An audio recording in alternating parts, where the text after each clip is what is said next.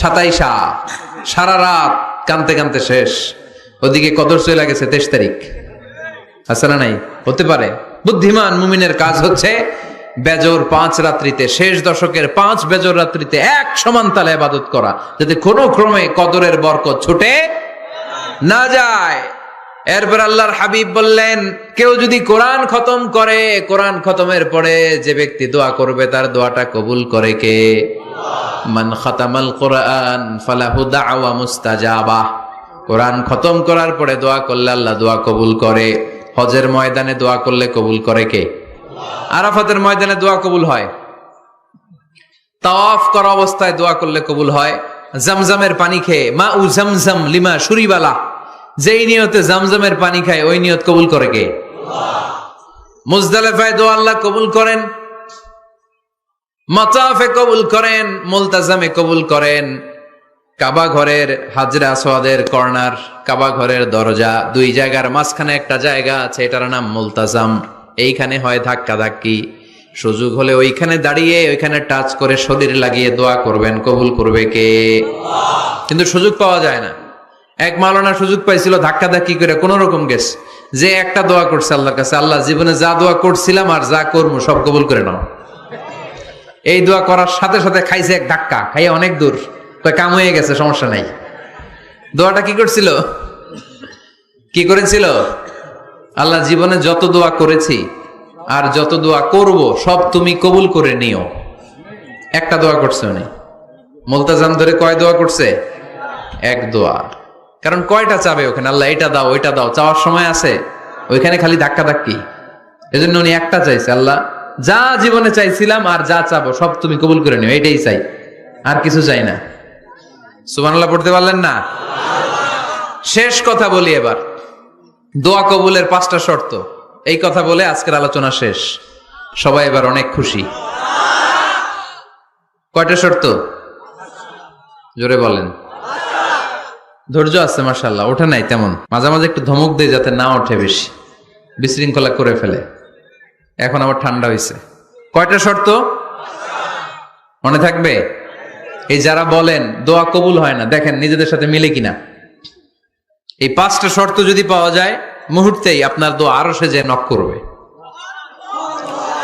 1 number শর্ত আকলুল হালাল, হালাল খাওয়া। কি খাওয়া? আমরা দুইটাই খাই, হালালও খাই হারামও খাই। বেশি খাই কোনটা? হ্যাঁ, কি খান? আমি কই নাই কিছু, আপনারাই কইছেন। নিজের উত্তরে নিজে ধরা না। হারাম খেলে তো দোয়া কবুল হয় না। লা ইয়াদখুলুল জান্নাতা জাসাদুন গুযিয়া বিল হারাম। ওই দেহ কখনো জান্নাতে যায় না যে দেহ হারাম খেয়ে বর্ধিত হয়েছে।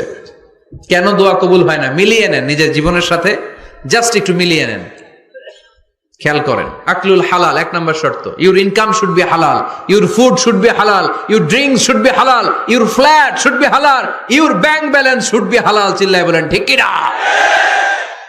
এক লোক কাবার চারপাশে শুধু দোয়া করে, ইয়া রব, ইয়া রব, ও আমার রব, তুমি আমারে মাফ করে দাও, তুমি আমারে মাফ করে দাও। এই সাহাবীর কান্নাকাটি দেখে, এই লোকের কান্নাকাটি দেখে অন্য সাহাবারা বলল, আজকের সব সওয়াব এই লোকে নিয়ে যাবে, সব সওয়াব তো আজকে উনার। এর দোয়া কবুল। আল্লাহর হাবিব বললেন, ওয়া মাতআমুহু হারাম, ও যা খায় হারাম খায়।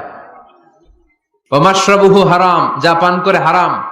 মালবাসুহু হারাম, তার ড্রেস আপ এটা হারাম টাকা থেকে আসে। ফাআন্না ইউস্তাজাবু লাহু, কেমন করে আল্লাহ ওর দোয়া কবুল করবে? আল্লাহ ঠেকা পড়ছে নাকি?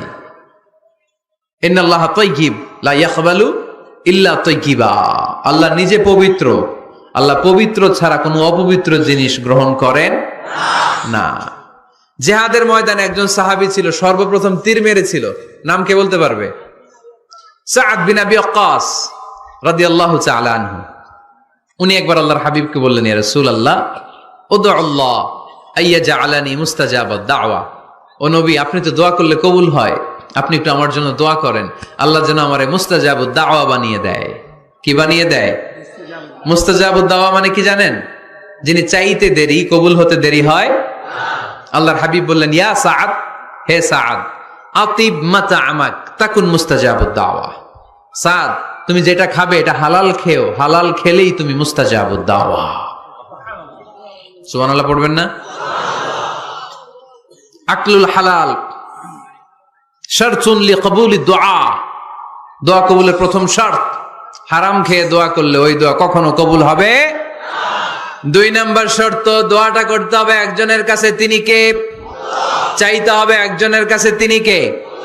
মসজিদে যে আল্লাহর কাছে চাইলেন, দরবারে যে বাবার কাছে চাইলেন, দোয়া কবুল কবুল হবে? হবে? চাইতে হবে একজনের কাছে, তিনি কে? অন্য কোথাও যেন। বিসমিল্লাহির রহমানির রহিম। وَإِذَا سَأَلَكَ عِبَادِي عَنِّي فَإِنِّي قَرِيبٌ أُجِيبُ دَعْوَةَ الدَّاعِ إِذَا دَعَانِ فَلْيَسْتَجِيبُوا لِي وَلْيُؤْمِنُوا بِي لَعَلَّهُمْ يَرْشُدُونَ إِنَّ اللَّهَ وَمَلَائِكَتَهُ يُصَلُّونَ عَلَى النَّبِيِّ يَا أَيُّهَا الَّذِينَ آمَنُوا صَلُّوا عَلَيْهِ وَسَلِّمُوا تَسْلِيمًا اللهم صل على محمد وعلى آل محمد كما صليت على إبراهيم وعلى آل إبراهيم إنك حميد مجيد اللهم بارك على محمد وعلى آل محمد كما باركت على إبراهيم وعلى آل إبراهيم إنك حميد مجيد সকল প্রশংসার মালিক কে? আল্লাহ। সকল ক্ষমতার উৎস কে? আল্লাহ। কেউ যেটা পারে না পারে কে? আল্লাহ। সে আল্লাহর জন্য আমরা পড়ব আলহামদুলিল্লাহ। সবাই পড়ছি রব্বানা লাকাল হামদ হামদান কাসীরান তাইয়িবান মুবারাকান ফীহি ইয়া রাব্বি লাকাল হামদু কামা ইয়ানবাগি লিজালালি ওয়াজহিকা ওয়া আযীমি কদর নাই, কিন্তু সব কিছু জিকির করে একজনের, তিনি কে? আমরা যেন বেশি বেশি আল্লাহ তাআলার জিকির করতে পারি। আল্লাহ তুমি তৌফিক দাও। লা ইয়াজালু লিসানুকা রাতাবান মিন যিকরিল্লাহ। আল্লাহর হাবিব সাল্লাল্লাহু আলাইহি ওয়াসাল্লাম বললেন, তোমার জিহ্বাটা সব সময় যেন আল্লাহর জিকির দিয়ে ভিজে থাকে, আল্লাহর জিকিরে যেন সিক্ত থাকে, সব সময় যেন আল্লাহ তাআলার কাছ থেকে আমরা প্রোটেকশন কামনা করি। আল্লাহর হাবিব সাল্লাল্লাহু আলাইহি ওয়াসাল্লাম সব সময় হোল দ্য ডে লং, সারাটা দিন আল্লাহর তাসবিহ পড়তেন, জিকির করতেন, প্রতিদিন 100 বারেরও বেশি ইস্তিগফার পড়তেন। ওয়াল্লাহি ইন্নী লা আস্তাগফিরুল্লাহ ওয়া আতুবু ফিল ইয়াউমি আকসার মিন 70 মাররা। আল্লাহর শপথ, প্রতিদিন আমি 70 বারেরও বেশি তাওবা আর ইস্তিগফার পড়ি। যে নবীর কোনো গুনাহ নাই, আছে? আল্লাহর হাবিবের জীবনে কোনো গুনাহ আছে? তিনি নিষ্পাপ, নিষ্কলুষ, তিনি 70 বারেরও বেশি ইস্তিগফার পড়তেন। আমরা পড়ি না। শুধু টয়লেটের সময়টা যখন আল্লাহর হাবিব সাল্লাল্লাহু আলাইহি ওয়াসাল্লাম ইস্তেনজা করতেন, তখন আল্লাহর নাম নিতে পারতেন না, তাই ইস্তেনজা থেকে বের হয়েই পড়তেন গফরানাক, মানে আল্লাহ ক্ষমা করে দাও। গফরানাক মানে কি?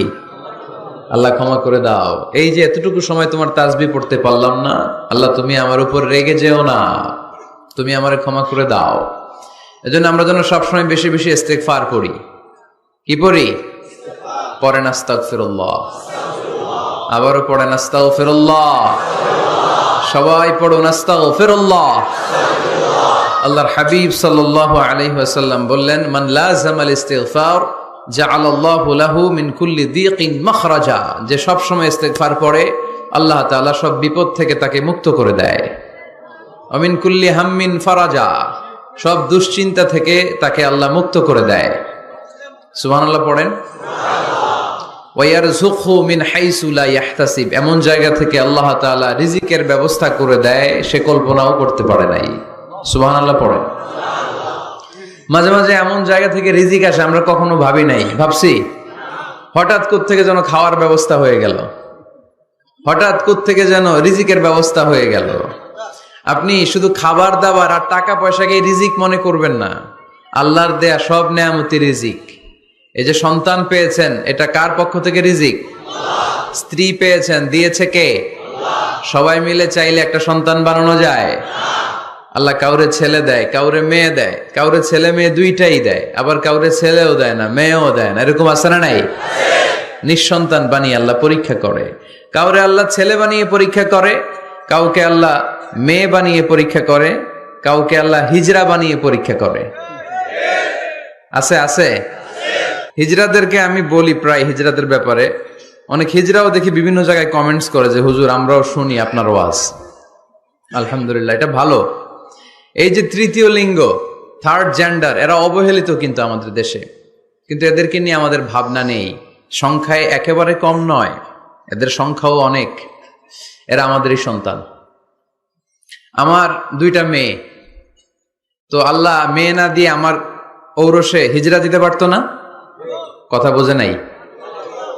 আমি যে ছেলে হয়েছি কার ইচ্ছায়? আমার বোন মেয়ে হয়েছে কার ইচ্ছায়? যে হিজরা হয়েছে সেও হয়েছে কার ইচ্ছায়? বুঝতেছেন কথা কি? বুঝেন?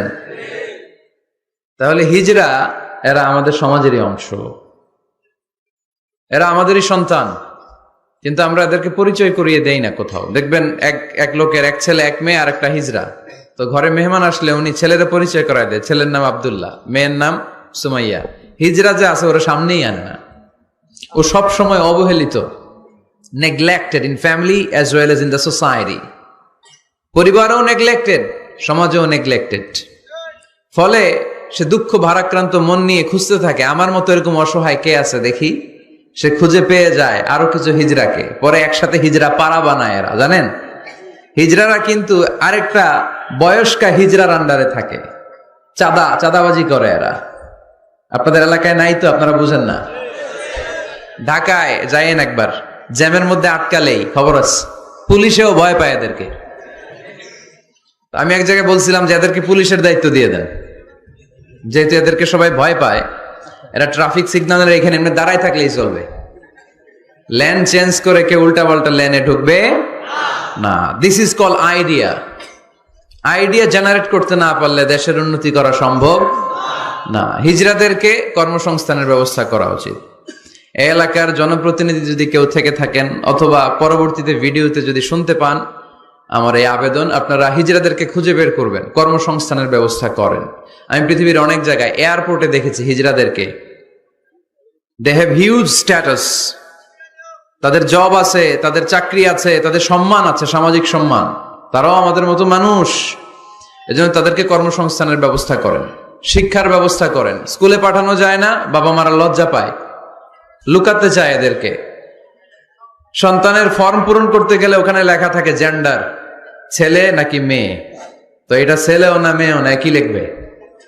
এখন থেকে সব ফর্মে 3টা ঘর রাখবেন মেল, রাখবেন ফিমেল, আর একটা রাখবেন শিমেল অথবা বাইসেক্সুয়াল, উভয় লিঙ্গ যাদের। তো এদেরকে যেন আমরা আগলে রাখি, এদেরকে যেন দূরে ঠেলে না দেই। আল্লাহর হাবিব সাল্লাল্লাহু আলাইহি ওয়াসাল্লাম মানুষকে আগলে রাখতে পছন্দ করতেন, দূরে ঠেলে দিতেন না।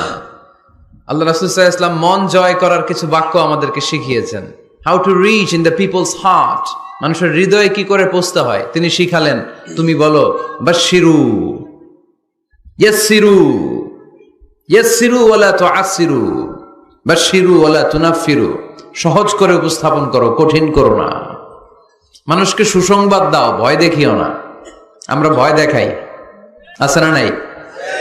নতুন একজন কালেমা পড়ে মুসলমান হয়েছে, ওরে শোনাইতে আরম্ভ করছে, তোমার নামাজ পড়তে হবে, রোজা রাখতে হবে, যাকাত দিতে হবে, তোমার বউরে পর্দা করাইতে হবে, তুমি এটা করতে পারবা না, ওইটা করতে পারবা না, কারণ ইসলামে এইটা নাই ওইটা নাই।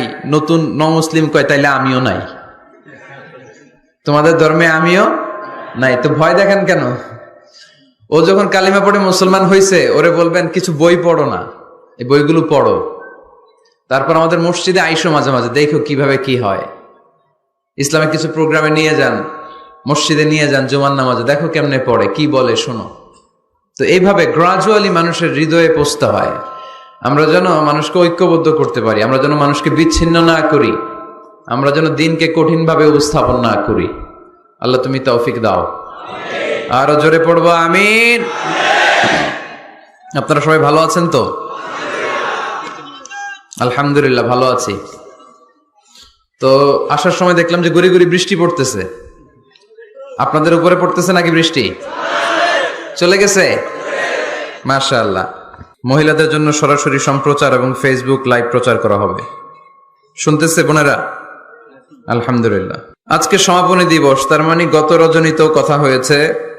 আজকে আমার আগে কথা বলেছে হযরত মাওলানা জয়নাল আবেদিন সাহেব, হযরত মাওলানা আব্দুর রহিম বশরি, হযরত মাওলানা নুরুল আফসার কাদেরী, হযরত মাওলানা হাফেজ আহমদ। যারা এই কথা বলেছে নিঃসন্দেহে কোরআন সুন্নাহর আলোকে বলেছে। যা বলেছে আমরা যেন আমল করতে পারি। আমলটা বেশি দরকার, ঠিক কিনা? এত মানুষ আমরা আসলাম, আমরা যদি কিছু নিয়ে যেতে পারি, শিখে যেতে পারি, ওইটাতে লাভ। ফেসবুক লাইভ, এই এলাকার সবচেয়ে বড় মাহফিল, 50 কিলোমিটার জ্যাম, আজহারের ভক্তরা কোপায়া দিছে সব। কি লাভ হয়েছে? কিছু যদি নিয়ে যেতে না পারেন।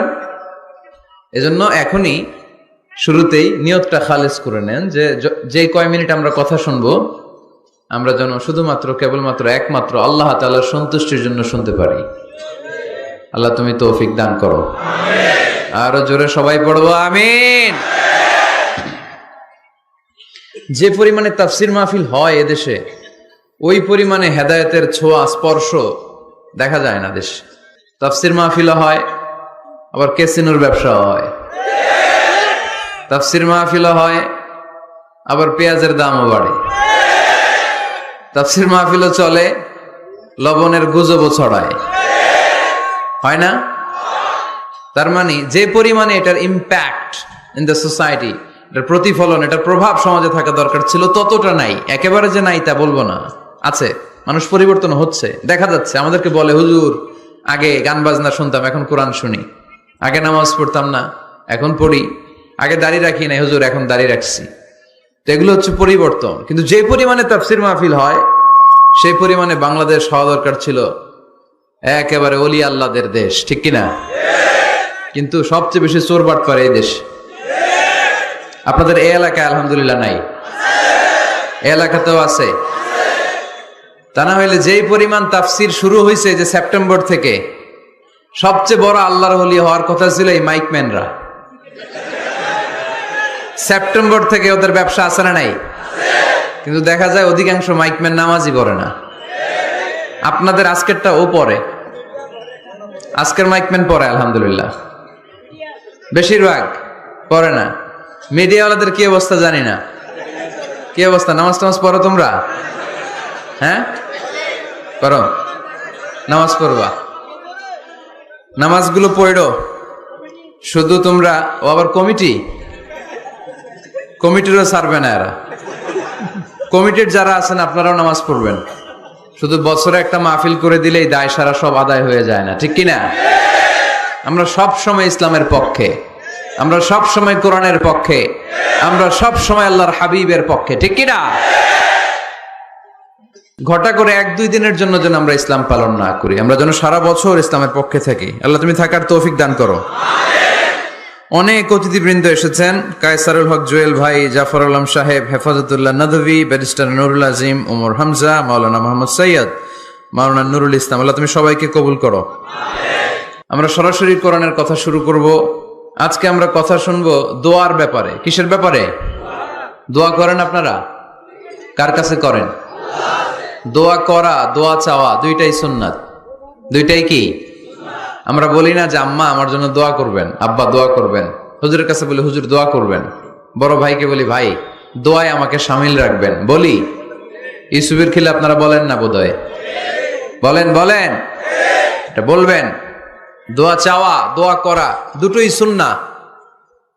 দোয়া চাইতে হয়, মুরব্বীদের কাছে দোয়া চাইতে হয়, আব্বা আম্মার কাছে দোয়া চাইতে হয়। আব্বা আম্মার দোয়া আল্লাহ ফিরিয়ে দেয় না। দোয়া চাইতে দেরি, দোয়া কবুল করে নেয় কে?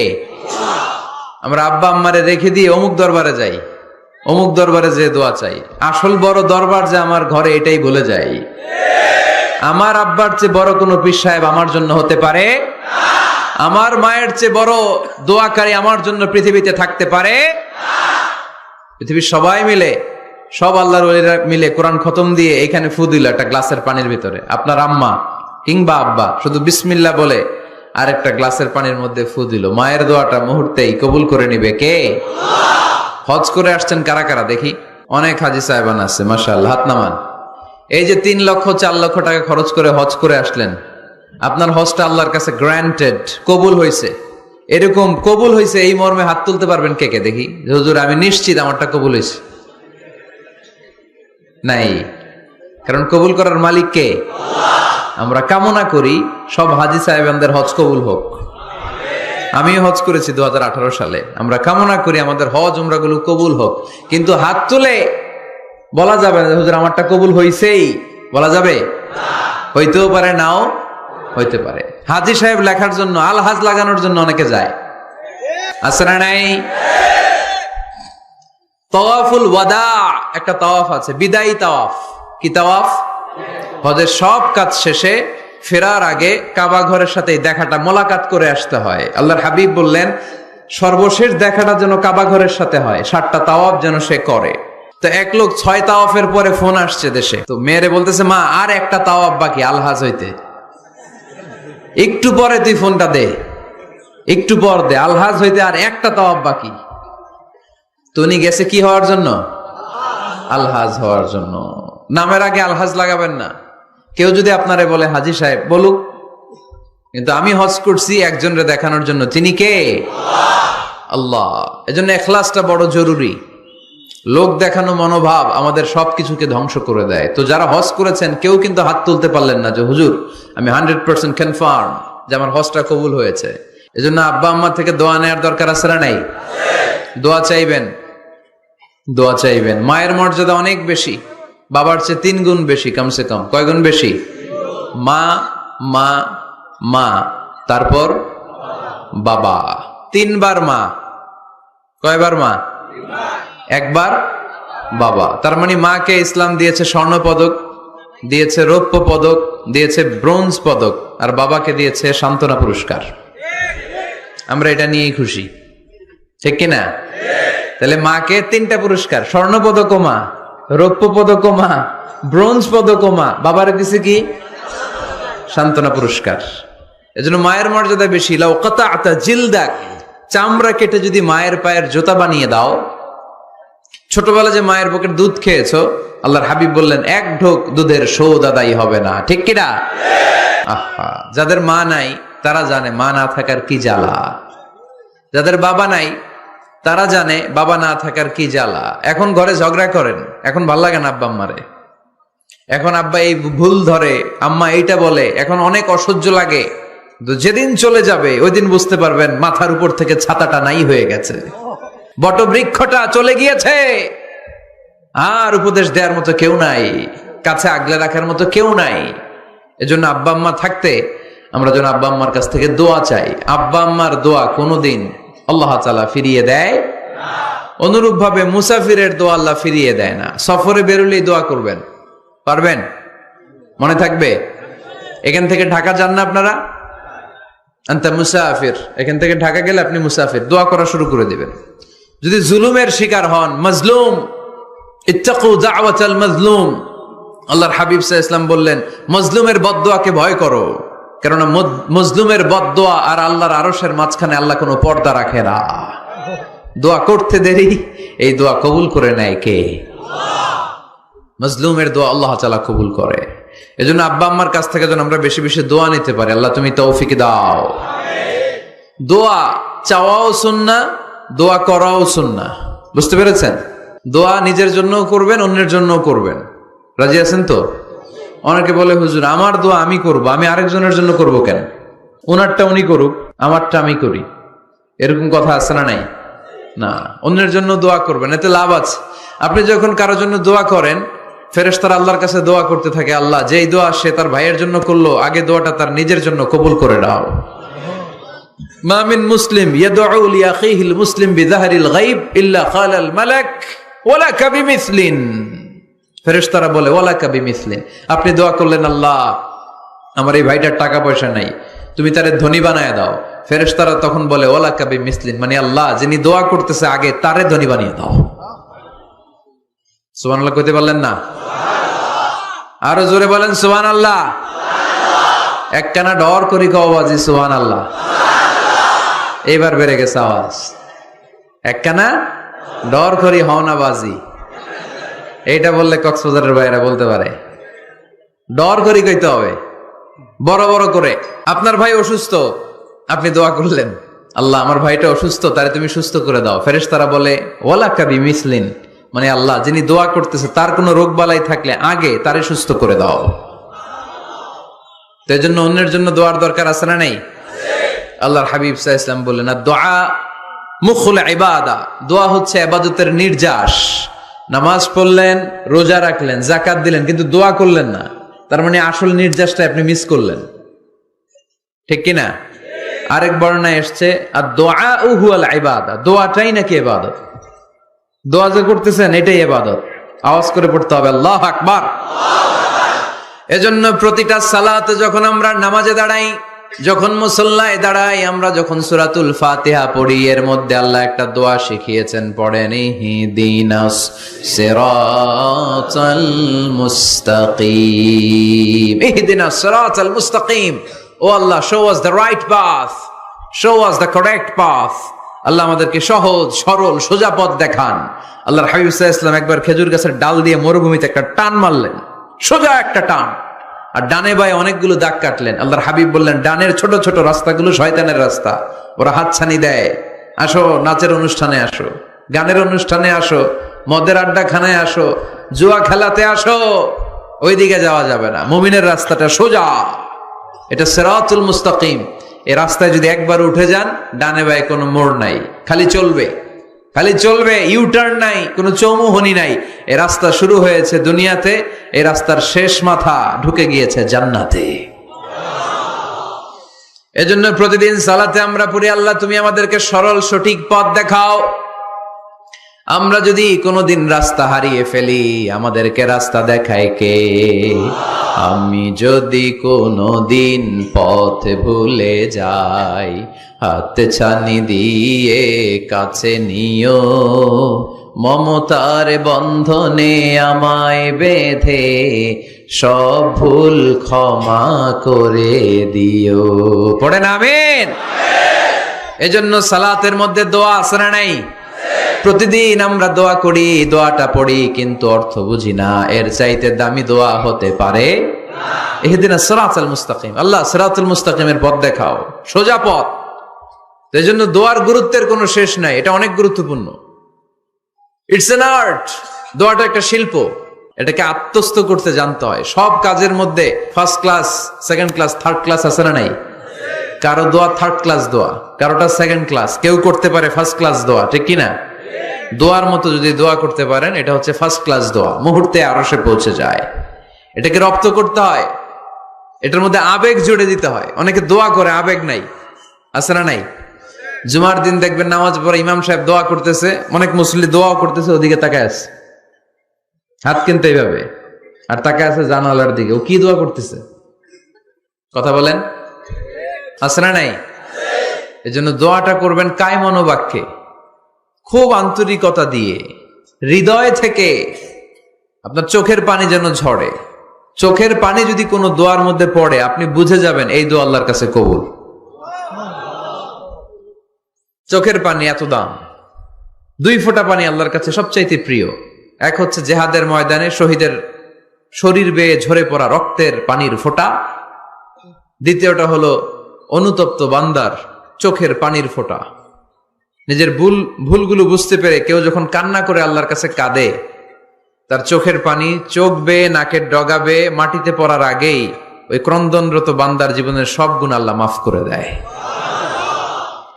এজন্য কান্নার কোনো বিকল্প নাই, কাঁদতে হবে, কাঁদলেই ক্ষমা পাওয়া যাবে। তাহলে দোয়া হচ্ছে একটা আর্ট, আমরা বুঝলাম। ইটস অ্যান আর্ট, এটা শিল্প, এটাকে আত্মস্থ করতে জানতে হয়। কেমন করে এই দোয়াটা করলে দোয়া কবুল হয়, কখন করলে কবুল হয়, এটার প্রসিডিউরটা কি, what is the mechanism, to be accepted our supplication, কেমন করে কবুল হবে, আজকে এই মেকানিজমটা একটু আমরা জেনে যাব ইনশাআল্লাহ। পড়েন, রাজি আছেন তো সবাই? মানুষের তাকদীরের কোনো চেঞ্জ হয় না, আর তাকদীরু লা ইয়ারুদ, তাকদীরের কোনো চেঞ্জ